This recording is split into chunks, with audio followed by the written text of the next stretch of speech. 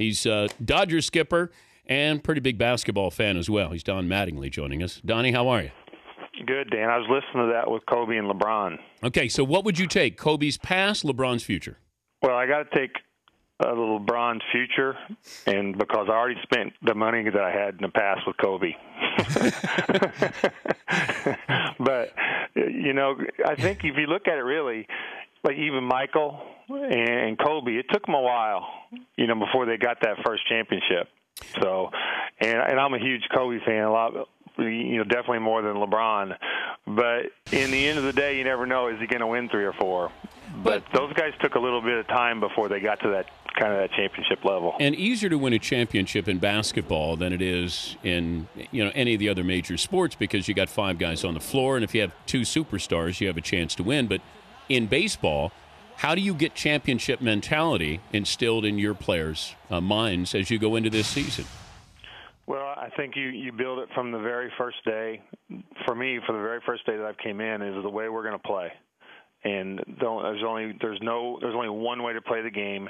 It's the right way, and it's every day, and it's all the time. And no matter what the situation, we're going to play the game right, and then we're going to make decisions all the time to try to get to the next level. What did you learn that first year that now you look and say, I can't believe I did it that way, or I reacted that way or felt that way? I think the biggest thing is just experience for me of just kind of like outwardly, I'm pretty quiet for the most part, and like most of the time laid back. But I think there's times with guys that you gotta step out and say, hey, this is not the way we're going to do it. And you want everybody to like you, but there's times that you can't worry about that. You got to just kind of go forward and say what you think and what's really that's best for the whole club. You can't let one guy dictate. He's Don Mattingly, Dodgers skipper. Let me go through a couple things here and get your thoughts. Adding another wild card team in each league, how do you react to that? See, I kind of like it. I think because it kind of the one wild card puts you, gives them the same advantage as any other team. But when you go 2, then you might have to use your best guy to get in, to actually get to the round of 5, playing 5 games. So if it's us for saying we're one of those wild card teams and we got to get to the next 2 days later and Kershaw's available, I got to win that game. I got to use him.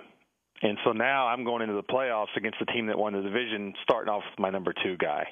And it could be even your number 3 if you've used Kershaw to kind of get to that game, right? So now I'm sitting there as a wild card team, starting the playoffs against the division winner with my number 3 guy on the mound.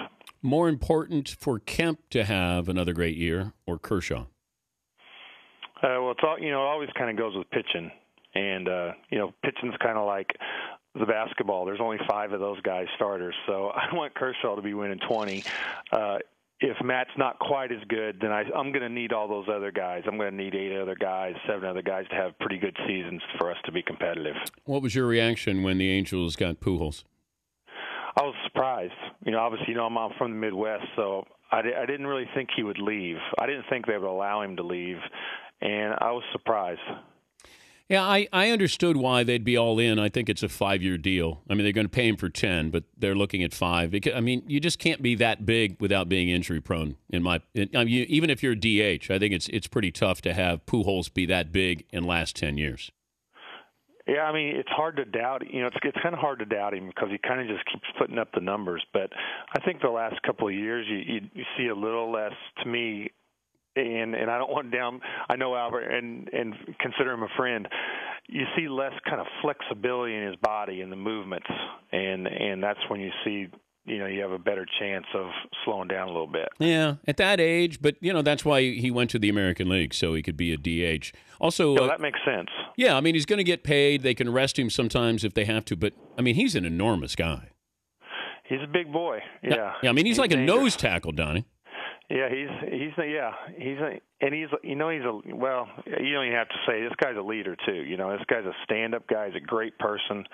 He's going to do great things in the community, and I think that's part of Albert is that when you get Albert, you don't get just the baseball player. You're going to get a guy out in the community that's doing some unbelievable things. You guys talk about Ryan Braun's situation in the clubhouse?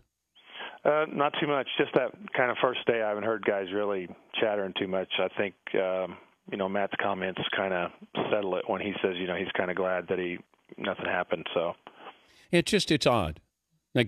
Right? I mean, you can't help but go, I don't understand. Yeah, I think we just kind of, I'm with you. It's kind of one of those things you just kind of, there's just enough up in the air that it makes you kind of go, you don't really trust, you know what I mean? You don't really know. Do you know if you took anything when you played that would be considered, that it was legal then, but it would be considered illegal now? Like supplements? I don't think so. I'm kind of vitamins. I never got to the point, even the creatine. It was never even, that wasn't even, I kind of missed that era, and I'm kind of glad because I didn't have to deal with it. I retired after the 95 season, and it must have been coming before that, but it seems like, I was out for almost 8 years, kind of a straight 8 out, and that was when it kind of boomed, and I'm kind of glad I wasn't part of that because I would have to answer questions and deal with a lot of it. So, but I definitely seen the bodies and the ball. What guys are able to do was changing. Would you have been tempted? Dan, I think so. I hate to say it. You say you want to be stand up and you want to do the right thing, but I went through injuries. I went through back problems during those times, and I struggled. And if somebody said, "Hey, this is going to keep you stronger, and you help your body build up," and you would have looked at it, you think you're. I don't think you look at the ramifications when you're young. You think you're bulletproof and I'll be okay. I think I would have been tempted. I really do. I said this before. If I'm 22 or 23 and I look around and everybody else is doing it, I really have to look at myself and say, is it worth getting caught? Because that's really what it comes down to. If you're going to do it, you have to understand you could get caught here. And if everybody else is doing it, I probably would side with you on it and go, you know what? I'd probably dive in too. If that's what everybody in baseball was doing, why am I going to be the odd man out here? Yeah, I think the thought of being caught would have been my biggest deterrent because I never wanted, people say, well, you could cork your bat and do all this stuff or do something illegal. I didn't want anybody to ever come back and say, hey, those years you had, you driving at 145, they weren't really you. That could have been something else. Did you know a cork bat by the sound? You playing first base? Not really. What Not about really. feel? But I've seen him in BP. I knew a couple of guys messed around with him in BP, and it was a difference for sure. Really? Yeah, it just kept going. The thing kept going. Well, wasn't it Billy Hatcher where the balls came bouncing out of there? I don't know. I thought he had one. And then Sammy, of course, picked up one, and he said he didn't know he had. What bat you can and can't use in a game, right? Yeah. I mean, if I've corked one, chances are I'm not going to put that with the rest of my bundle. Yeah, you're going to know. Dan, come on. That's just like one of those things. Like, don't say, oh, I didn't know. Yeah. Come on. Yeah. You got one of those. That's the one you mark and go, okay, I'm feeling really good right now. This is the one I'm using. Beverages in the clubhouse. Alcohol? What's the policy with the Dodgers? Dodgers, no alcohol. I'm not sure about the visitors, but I know the home side is no alcohol. And that just makes sense.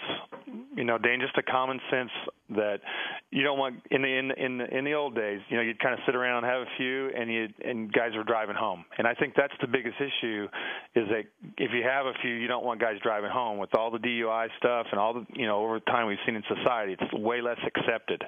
And that's the biggest issue is guys driving like that. So, on the road, to me, a visiting club, not going to be driving. It's not that big of an issue. But on the home club, I think it's something that it makes sense not to have it in there. Yeah, I don't know why. The Terry Francona said Valentine was making this PR move by taking beer out of there. I said the club is on the hook. If you drive home, you've got the beer in the clubhouse, and some guy drives home and gets in an accident. Yeah, I could see where Terry's coming from just because of the issues, kind of stuff you read last year. It makes it seem like we're going to change things. Well, it should have been changed before. Yeah, they needed to make a change. If they're doing fried chicken. Definitely. Now, if you found let's say you found a couple pitchers, fried chicken, beer, and video games in the clubhouse during a game. Well, the issue is not the video games are in there already, and the food's in there. So it doesn't matter if it's chicken or if they're in there eating 5 sandwiches. What's the difference in that? Okay. Alcohol's a different thing. But during a game? But no, that's what I'm saying. The biggest issue, Dan, is this. Hey, we want our guys on the bench. You're part of this ball club. You're not just because you're not pitching that day. You're on the bench. So if you need to go in the clubhouse to grab something or get warm or you want to check something out, but it's not to be hanging out for 5 innings like you're not even a part of the team. What if So the biggest issue to me is being in the clubhouse for extended periods of time. What if you're checking on your fantasy team? Well, I mean, quick check, Dan. That's all. Guys are so good, right? Do you do fantasy football? I don't. I actually went to our draft last year just to be social. The guys have a draft at the end of the year, and it was pretty interesting. But no, I don't have the time to follow it every day. You know what I mean? And I guess I'm not technology up enough to keep up with it. All right, it's good to visit with you. We'll check in with you during the season. Donnie, thanks. All right, Dan, thanks. All right, Donnie Mattingly, Donnie Baseball. And I appreciate the honesty. That these guys who are, you'd be tempted. Absolutely. I'd be tempted. But you have to understand, if you're going to do it, how's it going to feel if you get caught?